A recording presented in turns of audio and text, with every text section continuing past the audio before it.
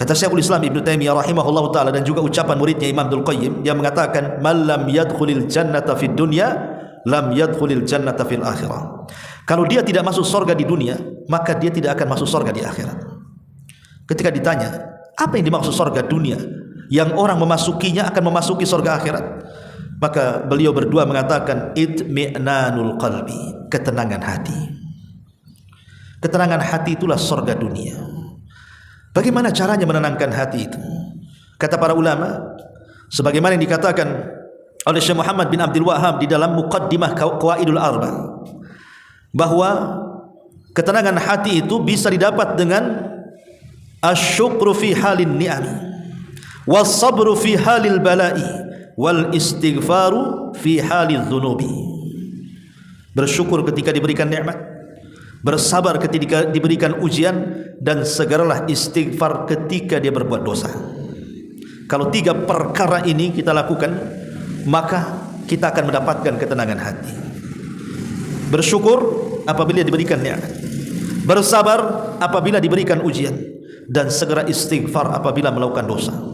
Rasul mengatakan, ajaban li amril mu'min. Sungguh mengherankan perkaranya orang Islam itu. Sungguh mengherankan perkaranya orang yang beriman itu. In asabathu dharra sabara fakanat khairan lahu, wa in asabathu syarra syakara fakanat khairan lahu. Seorang mukmin ini aneh. Kalau ditimpa musibah dia bisa sabar, dan itu kebaikan bagi dia. Kalau ditimpa nikmat dia bersyukur, dan itu kebaikan bagi dia. Dan itu tidak ada kecuali bagi seorang mukmin. Artinya seorang mukmin ini, musibah apapun tidak menjadikan dia putus asa, nikmat apapun tidak menjadikan dia kufur nikmat. Dan itulah yang menenangkan hati. Itulah surga dari surga-surga dunia. Bismillahirrahmanirrahim.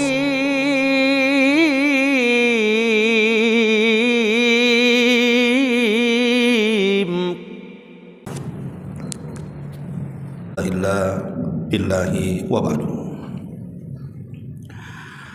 Alhamdulillah. Wa anta ya Rasulullah, wahai Rasul, kenapa engkau menangis? Faqala Nabi sallallahu alaihi wasallam, maka Rasul mengatakan, ya ibna Aufin innaha rahmah. Wahai ibna Auf, tangisanku adalah rahmat. Maksudnya kasih sayang seorang ayah kepada anak. Faqala Nabi sallallahu alaihi wasallam, maka Nabi sallallahu alaihi wasallam mengatakan, innal aina la tadma wa innal qalba la yahzan wa la naqulu illa ma yarda rabbuna wa inna bi firaqika ya Ibrahim la mahzun. Sesungguhnya mata ini bisa saja mengeluarkan air mata, dan hati itu bisa sedih. Tetapi kata Rasul, aku tidak pernah mengatakan kecuali apa yang diridhoi Rabbku saja.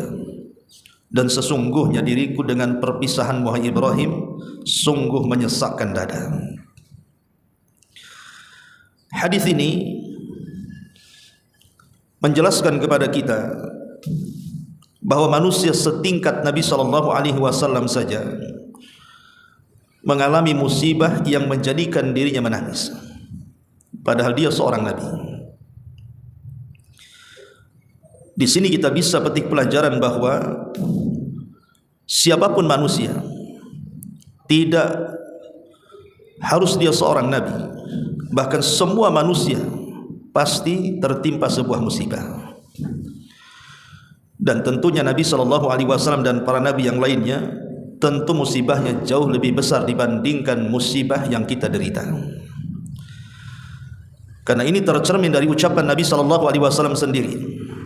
Kata Nabi SAW, asyaddal bala indallahil anbiya. Yang paling besar ujian yang Allah anugerahkan kepada manusia adalah para nabi. Thummal amsal fal amsal. Baru kemudian setelah nabi, baru setelah nabi. Dan ujian manusia itu banyak sekali. Ujian manusia yang membuat sedih manusia itu banyak sekali. Makanya kenapa kemudian ada istilah yang diungkapkan Imam Syafi'i rahimahullahu taala. Kata beliau, "Thamaniyatun tajri 'alan nasi kullihim wala budda lil insani yalqa thamaniyata." Ada 8 perkara yang pasti dilalui semua manusia, dan 8 perkara ini sudah keharusan menempel pada manusia. Kemudian kata Imam Syafi'i, sururun wa huznun wa ijtima'un wa furqatun wa yusrun wa usrun thumma suqmun wa afiyah.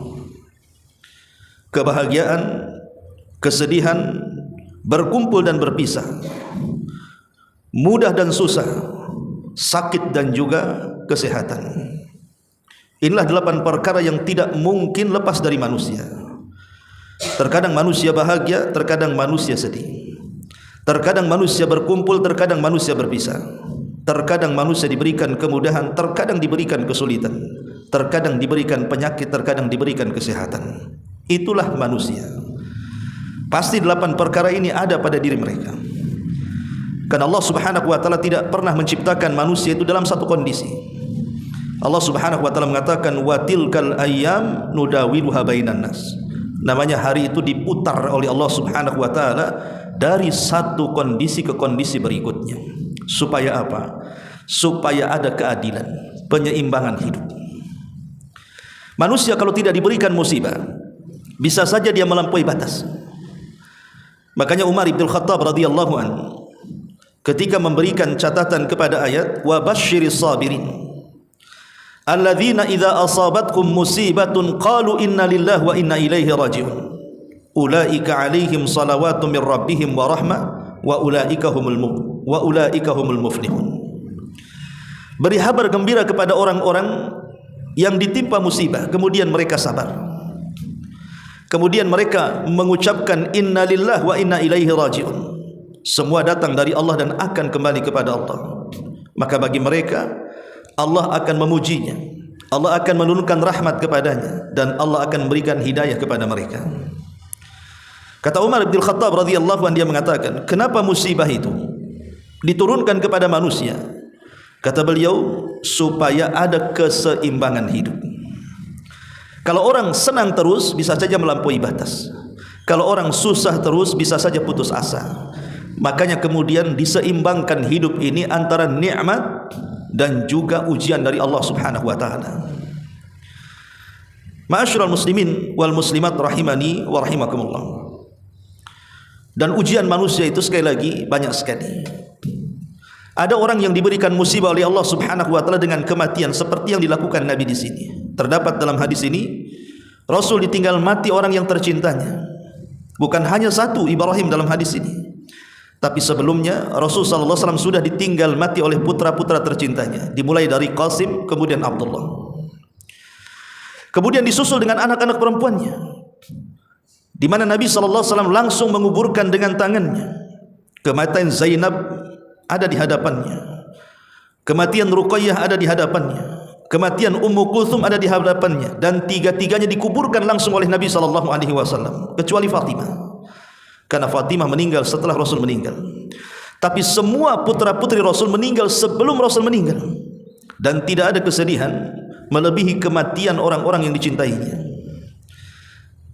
Ma'asyiral muslimin yang dimuliakan Allah Subhanahu wa taala, atau boleh jadi Allah Subhanahu wa taala memberikan musibah dengan ditimpanya banyak penyakit. Ada orang yang sudah bertahun-tahun mengidap penyakit, diobati ke sana kemari juga tidak kunjung sembuh. Bahkan angkat tangan rumah sakit, angkat tangan dokter sudah tidak sanggup mengobatinya, hanya menunggu ajalnya saja. Tapi ada juga manusia ditimpa dengan ekonomi. Boleh jadi mungkin usahanya dibangkrutkan. Dia sudah berusaha ke sana kemari, juga tidak kunjung diberikan rezeki yang cukup oleh Allah Subhanahu wa taala. Atau boleh jadi kesedihan ini atau musibah ini karena ucapan manusia. Mungkin dia difitnah, mungkin dia dibuli, mungkin dia digibah, mungkin dia diadu domba, dan begitu seterusnya.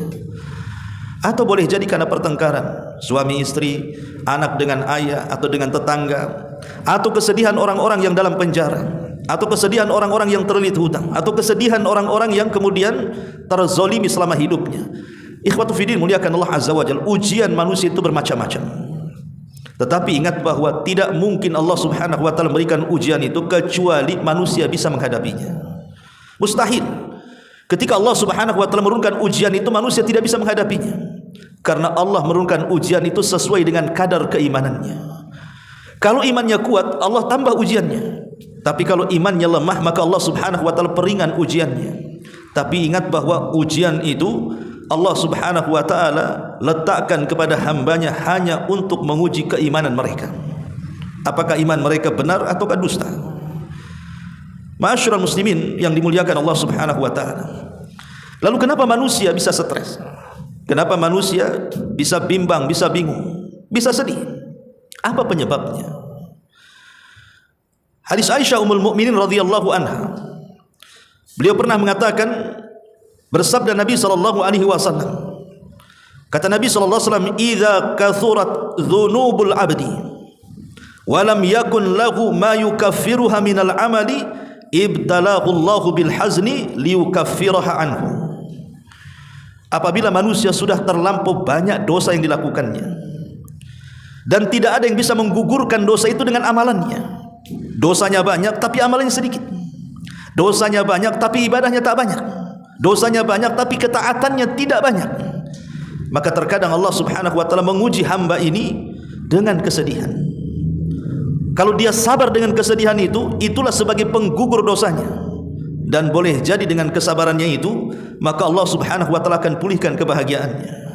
Dari sini kita tahu bahawa sebab vital kenapa orang itu bisa stres, bisa sedih, bisa gundah gulana dan yang semacamnya, tidak lain karena dosa yang dilakukannya. Atau boleh jadi sebab yang kedua karena syaitan.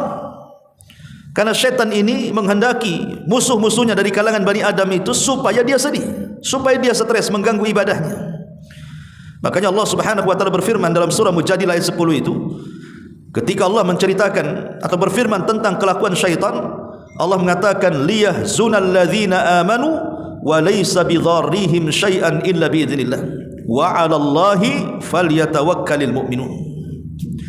Syaitan itu sengaja menggoda Bani Adam supaya Bani Adam itu sedih, untuk membuat sedih orang-orang yang beriman, kata Allah. Tetapi gangguan syaitan itu tidak memadaratkan orang-orang yang beriman sedikit pun, kecuali dengan izin Allah Subhanahu wa taala. Maka bertawakallah kepada Allah Subhanahu wa taala jika kalian benar-benar beriman kepada Allah Subhanahu wa taala. Jadi sebab yang kedua boleh jadi karena apa? Karena syaitan. Bisa karena dosa yang kita lakukan, atau boleh jadi karena syaitan. Syaitanlah yang kemudian membuat kita stres, membuat kita bingung dengan was-was yang diberikan kepada kita. Ma'asyiral muslimin yang dimuliakan Allah Subhanahu wa taala. Dan dua perkara ini disebutkan oleh sebagian ulama salaf. Para ulama salaf mengatakan, man arada afiyatal jismi falyuqallil minat ta'ami wasyarabi, wa man arada afiyatal qalbi falyatrukil atham. Qala Thabit ibn Qurra, rahatul jismi fi qillati ta'ami wa rahatul ruhi fi qillati al-athami wa rahatul lisani fi qillati al-kalami. Beliau mengatakan, para ulama salaf, barang siapa yang ingin sehat jasadnya, maka sedikitkan makan dan minumnya. Barang siapa yang ingin sehat hatinya, maka tinggalkan dosa-dosa. Berkata Thabit ibn Qurra, kesehatan badan itu ada di sedikit makan, kesehatan ruh itu ada di sedikit maksiat, dan kesehatan lisan itu ada di sedikit bicara. Kenapa kemudian beliau mengatakan bahwa qillatu atau rahatur ruhi fi qillatil atham, bahwa sehatnya ruh itu dengan menyedikitkan melakukan dosa, karena kebahagiaan itu ada di hati. Kebahagiaan itu bukan ada di pakaian, kebahagiaan itu bukan ada di rumah mewah, bukan di mobil megah, bukan di tanah luas, tidak. Kebahagiaan itu ada di hati. Lah hati ini akan menjadi hitam ketika banyak maksiat. Makanya Rasul mengatakan, satu kali maksiat Allah akan berikan satu titik hitam di hatinya. Dua kali maksiat, dua kali titik hitam. 10 maksiat, 10 titik hitam. Sampai hati ini penuh dengan titik hitam. Ketika itulah terjadi aran yang menyebabkan hilang kebahagiaan karena susah petunjuk masuk ke dalam hati. Ma'asyiral muslimin yang dimuliakan Allah Subhanahu wa taala, tentu setiap penyakit ada obatnya. Setiap kesusahan pasti akan datang kesenangan. Setiap kesulitan pasti ada kemudahan. Setiap stres pasti ada obatnya. Lalu bagaimana cara mengatasinya? Mengatasi orang-orang yang dirundung dengan stres ataupun dengan kebingungan, dengan kesedihan, dengan berbagai macam masalahnya. Pertama, para ulama mengatakan idza dhaqat bika dunya fatadzakkar annallaha aqrabu ilaika mimma yutakhayyal. Apabila dunia telah menyempitkan dirimu, kata para ulama, maka ingat bahwa Allah itu dekat dengan kita. Allah itu dekat dengan kita, tidak sebagaimana kita hayalkan. Ada seorang Arab Badui datang menemui Nabi SAW dan berkata, "Ya Rasulullah, aqaribun rabbuna fanunaji am ba'idun fanunadi?" Rasul, apakah Rabb kami ini dekat sehingga kami cukup berbisik-bisik, ataukah Rabb kami ini jauh sehingga kami harus berteriak-teriak? Jadi Arab Badui ini mengatakan, apakah Rabb kami Allah itu dekat ya Rasulullah sehingga kita perlu berbisik-bisik saja dengan dia, ataukah Rabb kami ini sangat jauh sehingga kami harus berteriak-teriak meminta kepadanya? Fa anzalallahu azza wa jalla, maka Allah Subhanahu wa taala turunkan ayat, wa idza sa'alaka ibadi anni fa inni qarib ujibu da'watad da'i idza da'an. Apabila hamba-hambaku bertanya tentang aku ya Muhammad, katakan aku dekat. Akulah yang mengabulkan setiap doa orang-orang yang berdoa kepadaku. Dari ayat ini kita tahu bahwa keberadaan Allah Subhanahu wa taala itu dekat dengan kita, dan Allah tahu maslahat kita. Karena Dia yang menciptakan kita, Dia yang memuji kita, dan Dia yang memberikan musibah kepada kita, dan Dia juga yang mengangkatnya. Maka jangan pernah berburuk sangka dengan Allah Subhanahu wa taala. Allah itu terus mengawasi kita. Yakini Allah itu dekat dengan kita. Maka dalam kondisi kita ini sedang ditimpa musibah, jangan melakukan hal-hal yang membuat Allah murka. Yakini Allah itu dekat, dan Allah terus memantau kita, apakah kita lulus ujian atau tidak. Maka berdoalah kepada Allah Subhanahu wa taala agar Allah memberikan taufik kepada kita sehingga lulus dalam ujiannya. Yang kedua, cobalah gabungkan antara tauhid dan juga istighfar. Dahulu Nabi Allah Yunus ibn Matta alaihi salam pernah terjebak dalam perut ikan entah berapa lamanya, karena Al-Quran tidak menyebutkannya. Tapi yang jelas bahwa Nabi Allah Yunus ibn Matta terperangkap dalam perut ikan itu sehingga mendapatkan 3 kegelapan yang tidak pernah dilalui siapapun manusia di dunia. Kegelapan dalam perut ikan, kegelapan di dasar lautan, dan kegelapan di tengah malam, yang secara logika Nabi Yunus itu harusnya meninggal dalam perangkap perut ikan itu. Tapi kenapa dia diselamatkan oleh Allah dan tetap dihidupkan? Ma'asyiral muslimin yang dimuliakan Allah Azza wa Jalla, rahasianya adalah karena Nabi Allah Yunus ibn Matta dia senantiasa berzikir kepada Allah Subhanahu wa taala, dan dalam zikirnya dia menggabungkan 2 perkara. Pertama tauhid, yang kedua pengakuan dosa alias istighfar. Apa kata Yunus alaihi salam di dalam perut ikan itu? Sebutkan dalam hadis Nabi sallallahu alaihi wasallam, da'watu dhinnuni idh da'a wa huwa fi batnil huti la ilaha illa anta subhanaka inni kuntu minadh dhalimin. Fa innahu lam yada biha rajulun muslimun fi syai'in qattun illa istajaballahu lahu, rawahu Tirmidzi.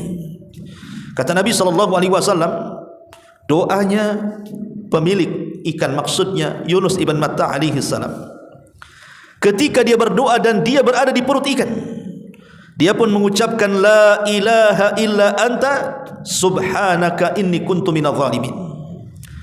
La ilaha illa anta subhanak, ini tauhid. Nabi Yunus alaihi salatu wassalam di dalam perut ikan tetap mengucapkan kalimat tauhid, la ilaha illa anta subhanak. Tidak ada sesembahan yang berhak disembah kecuali Engkau ya Rabb, maha suci Engkau ya Rabb. Kemudian Nabi Yunus alaihi salatu wassalam mengakui dosa-dosanya dan beristighfar, dan dia mengatakan inni kuntu minadh dhalimin, sesungguhnya aku adalah hambamu yang penuh dengan kezaliman. Seolah-olah Yunus mengatakan ampuni dosa-dosaku. terlampau banyak dosa yang aku lakukan kepadamu.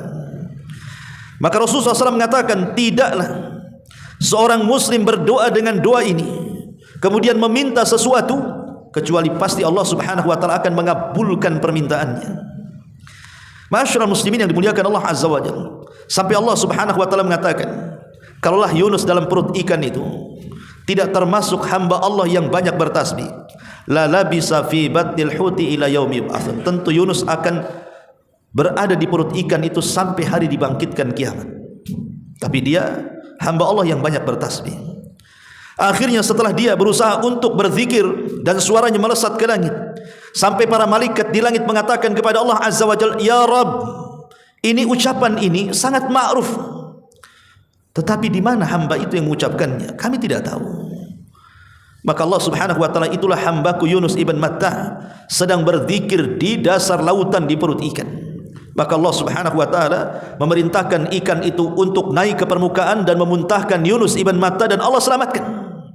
Kata para ulama, maka siapapun yang sedang bersedih, yang banyak musibah, maka lakukan seperti Yunus ibn Matta.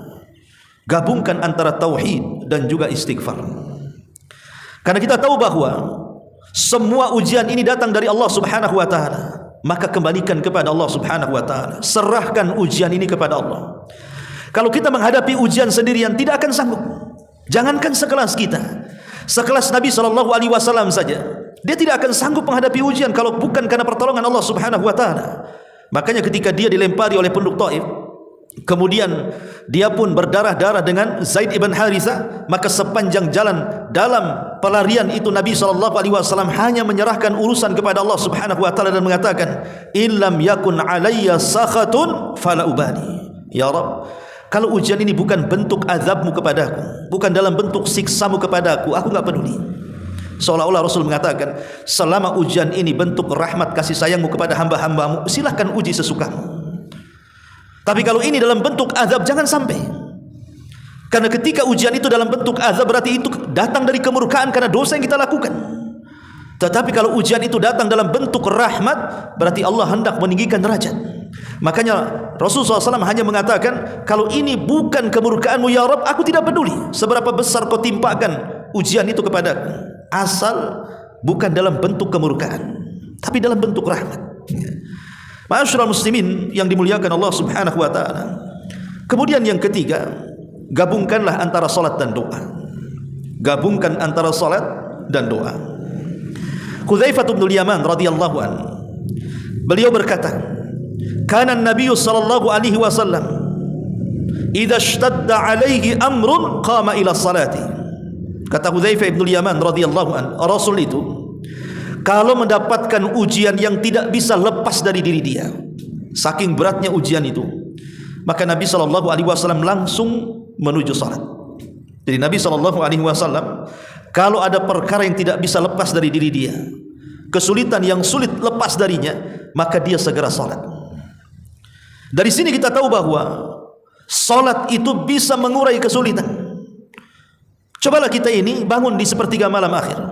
Selain kita melaksanakan salat 5 waktu, kita coba bangun di sepertiga malam akhir, tahajud di situ. Karena di situ Allah Subhanahu wa taala turun ke langit dunia dan mengatakan kepada hamba-hambanya, man yad'uni fa astajibala, wa man yastaghfiruni fa utiya, wa man yastaghfiruni fa aghfirlah, wa man yas'aluni fa utiya. Siapa yang berdoa ku kabulkan, siapa yang minta ampun ku ampuni, siapa yang meminta pasti ku beri. Ini kesempatan Allah Subhanahu wa taala mengundang setiap hari di sepertiga malam. Karena Allah Subhanahu wa taala mengatakan, wasta'inu bis sabri was salat. Mintalah pertolongan dengan kesabaran dan dengan salat.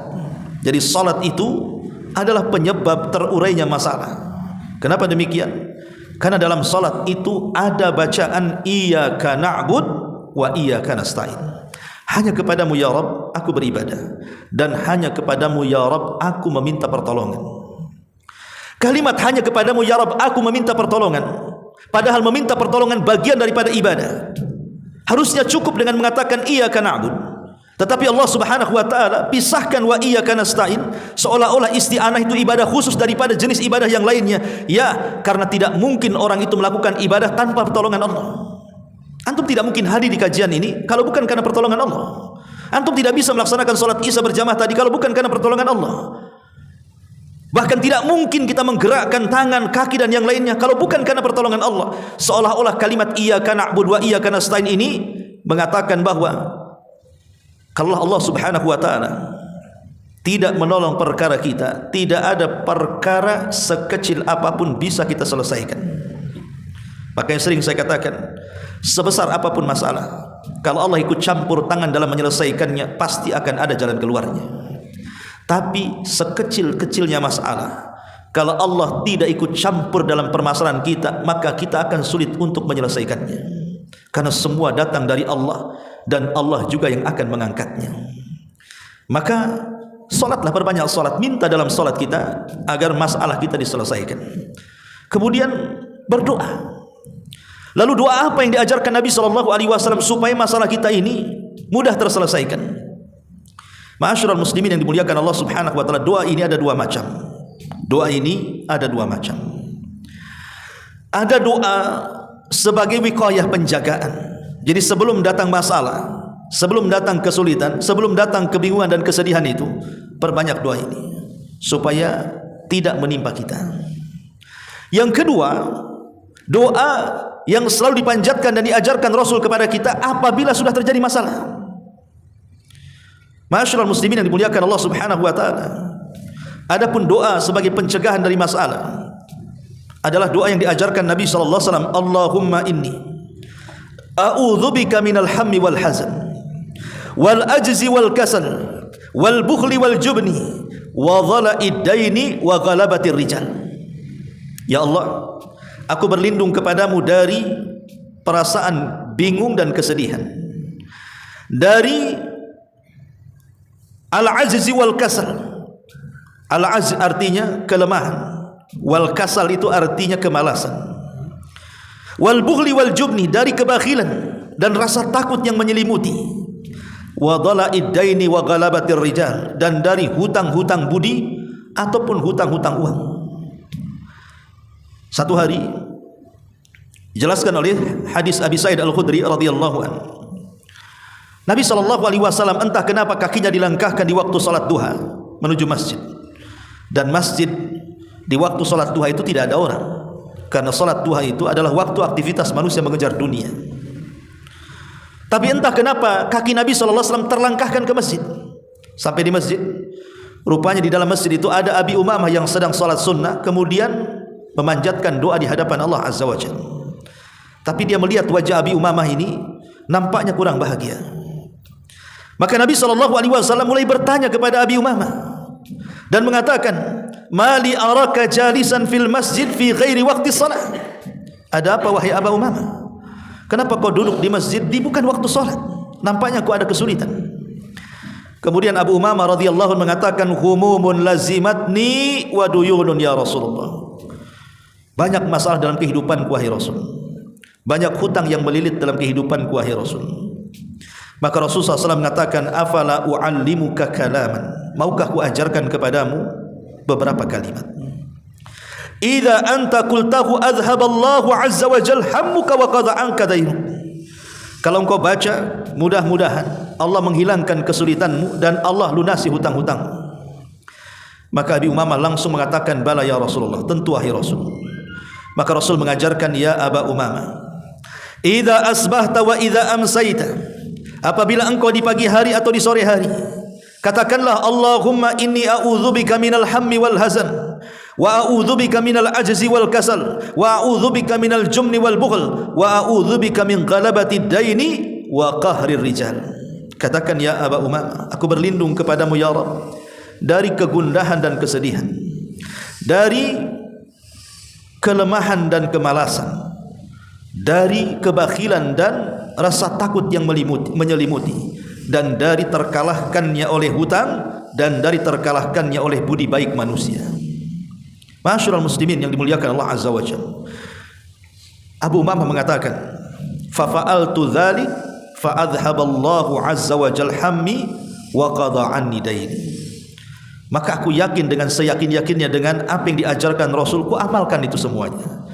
Maka tidak lama setelah ku amalkan itu semua, apa yang terjadi?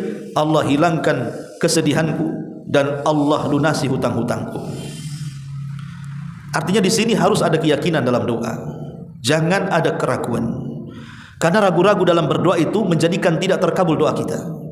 Harus ada keyakinan bahwa Allah Subhanahu wa taala pasti akan menolong kita. Tetapi kalau seandainya masalahnya semakin rumit, tidak bisa jalan keluar, berusaha ke sana kemari juga mentok, maka Nabi SAW mengajarkan sebuah doa, Allahumma inni abduka wa ibnu abdika wa ibnu ammatika nasiyati biyadik madin fiyya hukmu adlun fiyya qada'u as'aluka bikulli ismin huwa sammaita bihi nafsak aw anzaltahu fi kitabik aw 'allamtahu ahadan min khalqik aw ista'tharta bihi fi 'ilmil ghaibi 'indak an taj'ala al-qur'ana rabi'a qalbi wa nura sadri wa jalaa'a hazni wa dhahaba hammi.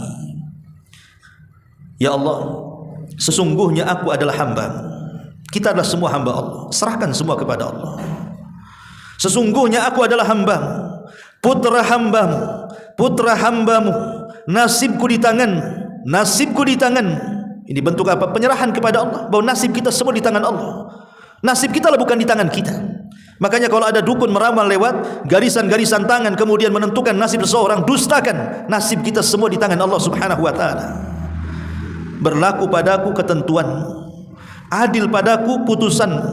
Aku memohon kepadamu dengan segala namamu yang engkau sebut untuk dirimu, nama yang engkau turunkan dalam kitabmu, yang kau ajarkan pada segelintir hambamu, atau nama yang hanya kau sendiri yang mengetahuinya dalam pengetahuan gaib, agar engkau ajarkan Al-Quran sebagai musim semi di hatiku.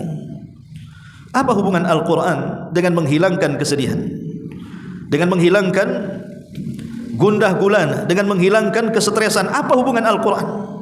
Ingat bahwa tidak ada zikir yang paling agung melebihi membaca Quran. Tidak ada zikir yang lebih agung melebihi membaca Al-Quran. Dan Allah Subhanahu wa taala mengatakan, ala bi dzikrillahi tatmainnul qulub. Ingat, dengan zikir kepada Allah hati kita akan tenang. Ketenangan hati itulah yang menjernihkan akal. Ketika jernih akal, Allah terkadang memberikan ilham untuk mencari jalan keluar, dan Allah terkadang arahkan jalan keluar itu.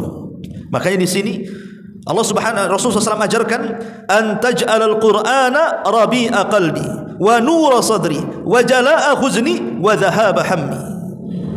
Agar Al-Quran dijadikan musim semi dalam hatiku, cahaya di batinku, pelenyap kebingunganku, dan penghilang kesedihan serta kebimbanganku. Teruslah membaca doa ini. Ma'asyiral muslimin yang dimuliakan Allah Subhanahu wa taala, bahkan dijelaskan dalam hadis yang dikeluarkan Bukhari dan Muslim, kana Nabi sallallahu alaihi wasallam yaqulu indal karbi la ilaha illallah al-azimul halim, la ilaha illallah rabbul arshil azim, la ilaha illallah rabbus samawati wa rabbul ardi wa rabbul arshil karim. Tidak ada ilah sesembahan yang berhak disembah selain daripada Allah. Jadi Nabi SAW apabila sedang kesulitan melilit dia, maka beliau akan mengatakan, la ilaha illallah al-azimul halim. Tidak ada sesembahan yang berhak disembah kecuali Allah yang maha agung lagi maha penyayang. La ilaha illallah rabbul arshil azim. Tidak ada sembahan yang berhak disembah kecuali Engkau. Engkau adalah Rabb penguasa arsy. La ilaha illallah rabbus samawati wa rabbul ardi. Tidak ada sembahan yang berhak kecuali, tidak ada sembahan yang berhak disembah kecuali Engkau ya Rabb. Engkaulah Rabb pemilik langit dan bumi, dan wa rabbul arshil karim, dan Rabb penguasa arsy yang maha mulia. Lihat bagaimana di doa ini Allah Subhanahu wa taala hendak mengagungkan dirinya, hendak membesarkan dirinya. Allahu Akbar. Ketika kemudian kita membesarkan Allah Subhanahu wa taala, berarti selain daripada Allah kecil. Selain daripada Allah kecil, remeh. Karena hanya Allah lah zat yang maha besar, yang maha agung. Maka kalau kita menanamkan perkara ini, kalau kita ada masalah kesulitan apapun, serahkan kepada Rabb yang maha akbar. Kalau kita serahkan urusan ini kepada makhluk yang kecil dengan kita, kalau kita serahkan kemudian urusan ini kepada selain Allah Subhanahu wa taala, maka urusan apapun tidak akan terselesaikan. Karena mereka tidak akbar, mereka tidak agung, mereka tidak kuat, mereka tidak memiliki zat seluas kekuatan Allah, seluas rizki Allah, seluas kekuasaan Allah. Makanya kemudian doa ini dijadikan oleh Nabi SAW sebagai doa untuk menghilangkan kesulitan. Ma'asyiral muslimin yang dimuliakan Allah Subhanahu wa taala. Kemudian ingat bahwa setiap kesulitan itu disertakan dengan kemudahan. Manusia, saya, Anda atau siapapun, pasti akan mengalami kesulitan yang tidak mungkin seolah-olah dalam otak kita keluar dari situ. Rasanya dunia kiamat bagi dia. Pasti kita akan merasakan itu. Dan Anda yang belum pernah merasakan pasti akan melewatinya. Di mana Allah Subhanahu wa taala terkadang akan menguji kita itu dengan ujian yang berat seolah-olah dunia kiamat dan kita tidak bisa keluar dari situ. Tapi ingat, ketika ujian itu semakin berat dan seolah-olah kita tidak bisa keluar dari urusan itu, sesungguhnya kemudahan telah dekat. Harus yakin. Kalau ujian itu semakin berat, kemudian kita dibuat susah tapi kita tetap istiqamah, ketahuilah bahwa semakin sulitnya kesulitan berarti semakin dekat kemudahan. Makanya dalam Al-Quran ada namanya suratul Insyirah. Surah Al-Insyirah. Surah Al-Insyirah ini bertindak sebagai bentuk penghiburan dan dorongan bagi umat muslim. Tujuannya apa? Untuk meningkatkan semangat, terutama jika mereka menghadapi fase-fase kesulitan. Maka Allah Subhanahu wa taala janjikan dalam ayatnya, fa inna ma'al usri yusran. Inna ma'al usri yusra. Maka sesungguhnya bersama kesulitan itu ada kemudahan. Sesungguhnya bersama kesulitan itu ada kemudahan. Subhanallah. Semua karunia Allah dan nikmatnya. Allah Subhanahu wa taala ketika menyebut kalimat kesulitan menggunakan alif lam. Inna ma'al usri. Tapi ketika Allah menyebutkan kemudahan, dibuangnya alif lam kemudian diganti dengan tanwin, yusra. Dalam ilmu bahasa, bahwa al-usri yang pertama adalah usri yang kedua, tapi yusron yang pertama bukan yusron yang kedua. Karena al-usri itu ma'rifat, yusron itu nakirah. Seolah-olah Allah ingin mengatakan kesulitan pertama adalah itu juga kesulitan yang kedua. Tapi kemudahan yang pertama bukan kemudahan yang kedua. Artinya satu kesulitan bisa datang dua kemudahan, tiga kemudahan, empat kemudahan, dan begitu seterusnya. Makanya Nabi SAW mengatakan dalam hadis Abdullah ibn Abbas radhiyallahu anhuma, kata Nabi SAW, wa'lam anna nasra ma'as sabri wa anna al-faraja ma'al karbi wa anna ma'al usri yusra. Ingatlah bahwa kemenangan itu diraih karena berkat kesabaran. Kesenangan itu diraih karena dia sabar ketika mendapatkan penderitaan.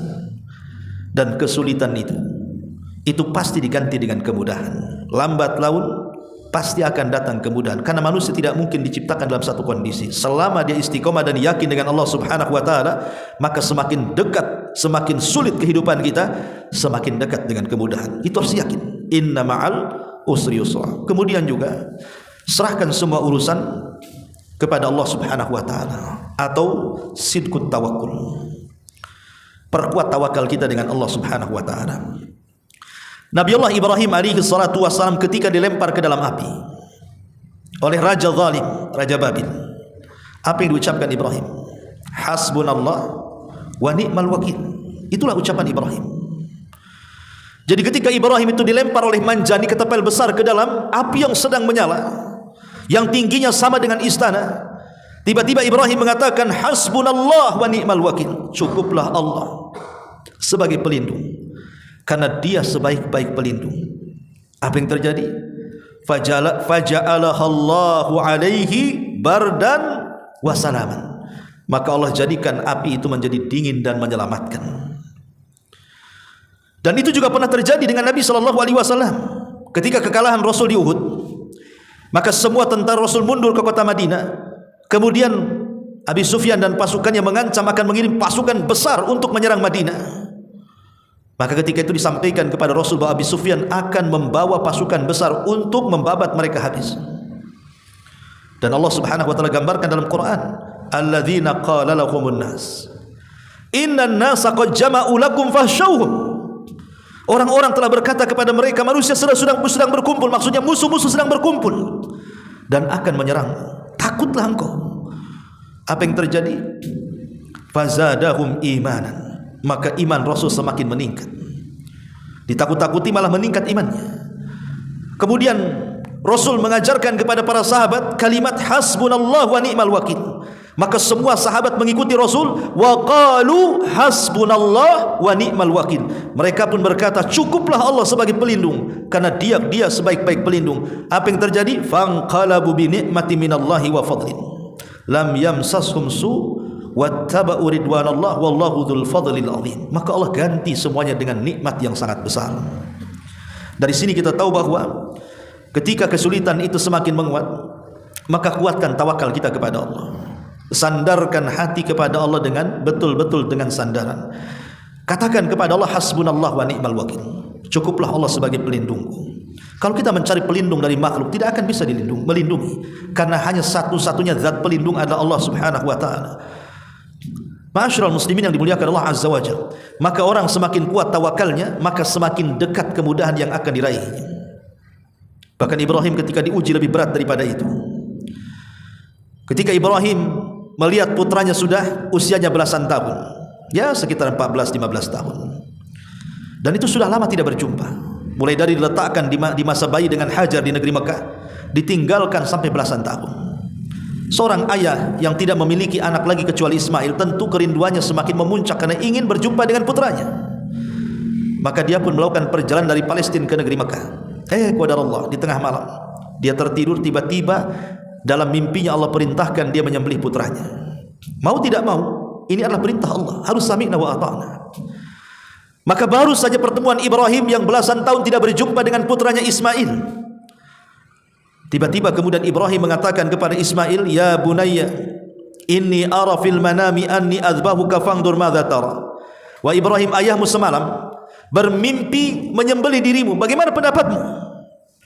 Tapi karena Ismail adalah putra Ibrahim, didikan Hajar, wanita yang paling tawakal kepada Allah Subhanahu wa taala, dia menjawab dengan mengatakan, ya abatif al ma tu'mar satajiduni insyaallah minas sabirin. Wahai ayahku, kalau ini perintah Allah Subhanahu wa taala, lakukan saja, karena engkau akan dapati aku termasuk hamba Allah yang sabar. Maka di ujung ayat Allah mengatakan, falamma aslama wa tallahu lil jabin. Ketika keduanya sudah memasrahkan diri kepada Allah, artinya tawakal, sudah dipasrahkan, itu urusan Allah Subhanahu wa taala. Wa nadainahu ayya Ibrahim qad saddaqta ru'ya. Tiba-tiba datang panggilan dari langit dan mengatakan, wahai Ibrahim, engkau sudah membenarkan mimpimu. Qad saddaqta ru'ya inna kadzalika nazzil muhsinin. Sesungguhnya kami akan membalas orang-orang yang berbuat baik. Inna hadza lahuwal bala'ul mubin. Inilah ujian yang berat bagi Ibrahim, dan Allah katakan wa fadainahu bidzibhin azim. Maka kami ganti Ismail dengan kambing yang sangat besar sebagai penggantinya. Kata ulama mengatakan, ketika keduanya memasrahkan diri kepada Allah, maka semua ujian lepas dari keduanya dan Ismail tidak jadi disembelih. Inilah faedah tawakal. Kalau kita serahkan ujian ini kepada Allah Azza wa Jalla, terserah Allah mau menguji apa saja kepada saya, tapi jangan uji agama saya. Karena bagaimanapun, kalau agama yang diuji itu berat, ikhwan. Makanya kenapa Nabi SAW mengajarkan satu doa, wala taj'al musibatana fi dinina, ya Allah, jangan kau timpakan musibahmu pada agamaku. Karena musibah agama ini bisa mengantarkan kepada kekufuran, bisa mengantarkan kepada kesyirikan, yang deritanya bukan hanya di dunia tapi sampai ke akhirat. Tapi kalau musibah itu di luar daripada agama, mungkin musibah hanya bicara soal kesehatan yang diuji dengan penyakit, ekonomi yang diuji dengan kefakiran, pernikahan yang diuji dengan perceraian, ataupun ujian-ujian dunia lainnya. Kalaupun seandainya ujian itu sangat berat sampai mengalami kematian, maka kematian itulah yang menyelesaikan ujian. Hanya sebatas dunia. Dengan kematian selesai ujian itu. Tapi kalau musibah agama, dengan kematian justru tidak selesai, karena dia harus mempertanggungjawabkan setelah kematian, bahkan setelah kiamat dibangkitkan. Ma'asyiral muslimin wal muslimat rahimani wa rahimakumullah. Kemudian ingat bahwa dunia adalah penjara bagi orang yang beriman, tapi surga bagi orang kafir. Nabi SAW mengatakan, ad-dunya sijnul mu'min wa jannatul kafir. Dunia ini penjara bagi orang-orang yang beriman, tapi surga bagi orang kafir. Yang namanya penjara, lihat orang-orang yang di penjara itu, senangkah hidup mereka? Tidak senang. Orang-orang yang hidup di penjara itu tidak senang. Gerakan mereka saja terbatas, makanan mereka dibatasi, hiburan mereka dibatasi, aktivitas mereka dibatasi. maka ibarat orang yang di penjara itu tidak ada kesenangan sama sekali, bahkan ada orang yang kapok setelah keluar dari penjara. Maka begitulah kondisi seorang mukmin. Mereka akan terus di penjara di dunia ini dengan diberi banyak musibah, banyak masalah, banyak problem dan begitu seterusnya, sampai dia lulus dengan kematiannya di hadapan Allah Subhanahu wa taala. Karena dunia ini darul bala. Kita tidak terlahir di sorga. Kalau kita terlahir di sorga, tidak mungkin kita diuji, pasti akan diberikan nikmat terus. Tapi karena kita lahir di dunia, jangankan kita, semua para nabi juga diuji oleh Allah Subhanahu wa taala. Maka yakini bahwa dunia adalah penjara bagi orang yang beriman, jadi tidak perlu sedih. Karena hakikat sorga adalah sorga setelah kematian kita. Tapi ada sorga di dunia yang kalau kita tidak memasukinya, maka kita tidak akan masuk sorga di akhirat. Kata Syekhul Islam Ibnu Taimiyah rahimahullah ta'ala, dan juga ucapan muridnya Imam Abdul Qayyim, dia mengatakan, man lam yadkhulil jannata fid dunya lam yadkhulil jannata fil akhirah. Kalau dia tidak masuk sorga di dunia, maka dia tidak akan masuk sorga di akhirat. Ketika ditanya, apa yang dimaksud sorga dunia yang orang memasukinya akan memasuki sorga akhirat, maka beliau berdua mengatakan, itmi'nanul qalbi, ketenangan hati. Ketenangan hati itulah sorga dunia. Bagaimana caranya menenangkan hati itu? Kata para ulama, sebagaimana yang dikatakan oleh Syekh Muhammad bin Abdul Wahhab di dalam Muqaddimah Qawaidul Arba, bahwa ketenangan hati itu bisa didapat dengan asyukru fi halin ni'ami, was-sabru fi halil bala'i, wal istighfaru fi halil dhunubi. Bersyukur ketika diberikan nikmat, bersabar ketika diberikan ujian, dan segeralah istighfar ketika dia berbuat dosa. Kalau 3 perkara ini kita lakukan, maka kita akan mendapatkan ketenangan hati. Bersyukur apabila diberikan nikmat, bersabar apabila diberikan ujian, dan segera istighfar apabila melakukan dosa. Rasul mengatakan, ajaban li amril mu'min. Sungguh mengherankan perkaranya orang Islam itu. Sungguh mengherankan perkaranya orang yang beriman itu. In asabathu dharra sabara fakanat khairan lahu, wa in asabathu syarra syakara fakanat khairan lahu. Seorang mukmin ini aneh. Kalau ditimpa musibah dia bisa sabar, dan itu kebaikan bagi dia. Kalau ditimpa nikmat dia bersyukur, dan itu kebaikan bagi dia. Dan itu tidak ada kecuali bagi seorang mukmin. Artinya seorang mukmin ini, musibah apapun tidak menjadikan dia putus asa, nikmat apapun tidak menjadikan dia kufur nikmat. Dan itulah yang menenangkan hati. Itulah sorga dari sorga-sorga dunia. Ma'asyiral muslimin wal muslimat rahimani wa rahimakumullah. Kemudian cobalah dengan berhusnudzon kepada Allah Subhanahu wa taala, berbaik sangka dengan Allah Subhanahu wa taala. Maksudnya berbaik sangka dengan Allah itu apa? Berjalanlah dengan takdir. Berjalan dengan takdir. Bahwa kesulitan hari ini yang kita derita ini, sebelum Allah menciptakan langit dan bumi sudah dicatat di Lauhil Mahfuz. Mau diapakan lagi? Ya.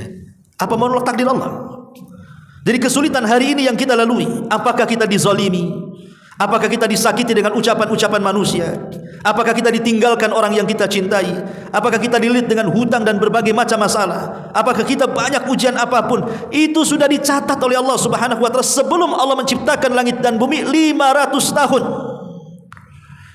Sehingga berjalan dengan takdir. Nikmati takdir Allah Azza wa Jalla.